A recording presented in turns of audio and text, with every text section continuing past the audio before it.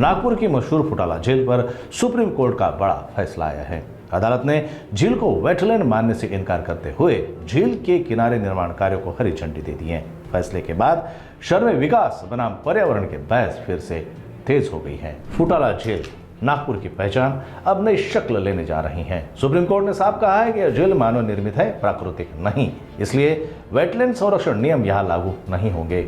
राज्य सरकार ने अदालत को बताया कि सभी निर्माण अस्थायी हैं, जैसे व्यूइंग गैलरी, रेस्टोरेंट और म्यूजिकल फाउंटेन। वहीं पर्यावरण संगठनों ने इस कदम का विरोध किया था, ये कहते हुए कि यह परिस्थिति के लिए नुकसानदायक होगा।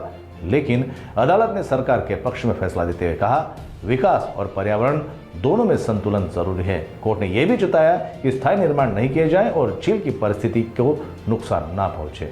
अब सवाल यह है, क्या यह फैसला विकास की नई दिशा देगा या झील की पुरानी शांति छीन लेगा? फुटाला झील अब कानूनी तौर पर वेटलैंड नहीं है, लेकिन पर्यावरणविद के लिए चिंता तो बनी रहेगी। सुप्रीम कोर्ट के इस ऐतिहासिक फैसले के बाद नागपुर में फुटाला झील के आसपास चल रहे विकास कार्यों को नई मंजूरी मिल गई।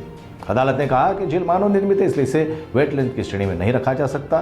पर्यावरणविदों का कहना है कि झील के आसपास हो रहे निर्माण जल की गुणवत्ता और जैव विविधता को प्रभावित कर सकते हैं, जबकि राज्य सरकार का दावा है कि यह सभी कार्य झील को और आकर्षक बनाने के लिए किए जा रहे हैं और पर्यावरणीय दिशा निर्देशों का पूरा पालन किया जाएगा।